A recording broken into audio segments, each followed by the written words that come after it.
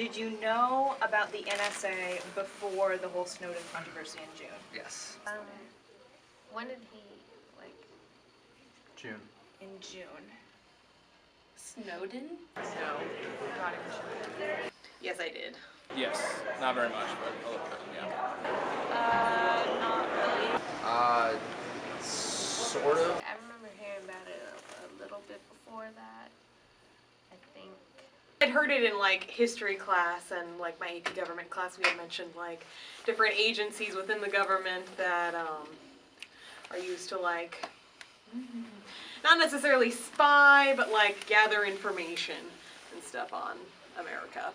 Like I knew that they were like doing stuff in the airports and stuff, like checking for the or whatever, but I didn't know about it, and I still don't know a lot about it. Edward Snowden.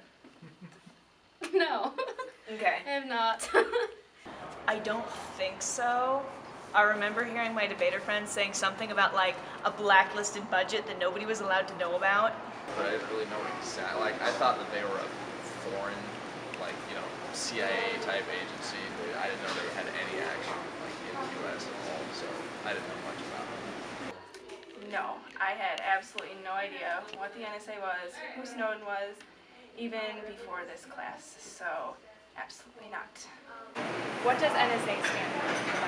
The National Security Agency. National Security Agency? The National Security Agency. I don't know. National Security Association? National Security Agency? National Security Administration. National Security Agency. Agree or disagree? The NSA's surveillance is beneficial and necessary in protecting its citizens. I think it's beneficial in a way, so yeah. Can I be neutral? If you explain why. Oh, jeez. Agree. Okay, on one part, like, I of course want the terrorists to be caught, and any, like, communication that would disturb the nation. However, I think a lot of it is invasive. Unfortunately, I don't know much about the whole topic overall.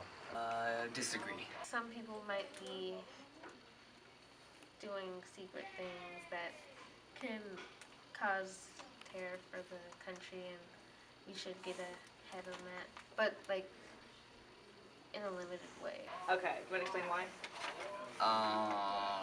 Boy, this is a lot harder than I thought it was going to be. You don't have to. I don't want to. All right then. Well, because it's so over the top. Like, I read somewhere it's like 1 out of every 5 phone calls, and I don't think that covers like reasonable doubt at all. I mean, I understand why they think they should do it, but I still kind of think it's a violation of privacy. I would say agree for this. I would disagree because it hasn't necessarily stopped too many terrorist attacks, and a lot of the information they're gathering doesn't really necessarily protect Americans, and a lot of their phone tappings and stuff have not been beneficial. Yes, but I think that it would be just as effective as it has been, even if they were not doing as much surveillance as they are now. Sometimes I think that their intentions are good and that they're doing it for maybe the right reasons, but it kind of like oversteps the bounds a little bit in some cases where it's just like unnecessary and you're invading our privacy. But yeah, I think if it stops one terrorist attack, then it's good. But yeah. Agree or disagree? My view of the government has changed since I found out that the NSA has been tracking and recording the personal information of citizens. No, it wasn't hard for me to believe when I found out. Agree. Agree. Agree. I just feel like to a certain extent, like they don't really, I don't know, it's just kind of weird to think that they're actually tracking you individually. I don't know that they necessarily have the right to do that. It just kind of seems like it's violating something there, I don't know. Just because I think the government is shady at this point in time. I just think it's not the government's business to get everyone's stuff. Like, if you have a terrorist suspect or something, that's great. You can track them all you want. But like, I think it's strange that they're like just in mass monitoring everyone. That just doesn't seem where should the line be drawn between security and privacy as far as the NSA surveying people's private lives goes? I think that the line should be drawn when there's actions that couldn't possibly be a threat to American security. Well, whose like phone records are they surveying? Everybody's. Everybody's? I don't Yeah. think that's necessary, honestly. I don't think that the NSA should be involved in people's private lives. I don't think the government should have any look into or way into anybody's personal life. So, I guess the line is drawn where they just can't be in our private lives, I guess. I don't know. I'm not super into that, so. Privacy should normally be sacrificed for security because the government is responsible for the security of the citizens. However, when this extends into dealing with minor infractions rather than issues of national security, it becomes a lot more convoluted. And so the line is drawn between security and privacy and the amount of danger that the individual is placed in.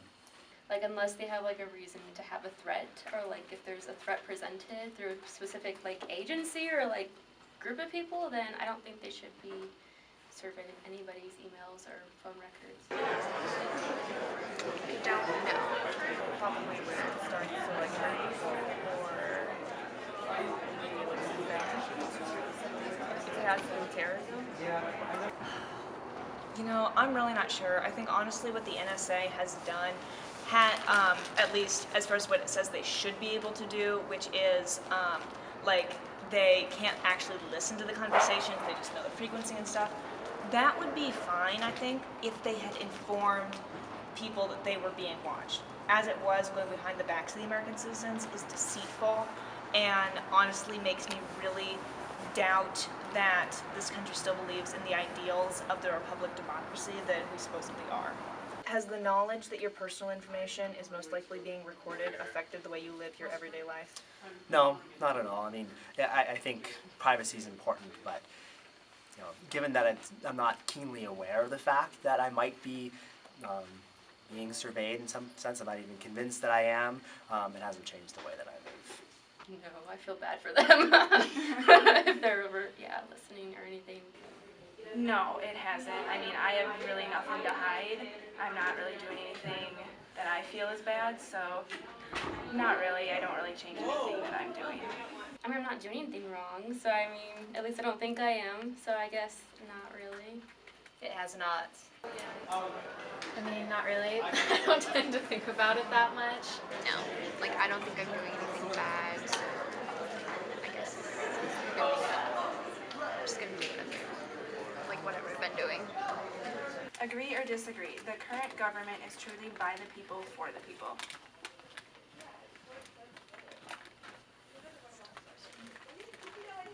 I'll say agree. Agree. No, not really. You know, the idea is that our elected representatives are supposed to represent the views of the people, but probably they're not really doing that. Rather, they're acting in their own interest to keep their jobs, that sort of thing. Disagree. I think that it is buy money for the benefit of a few.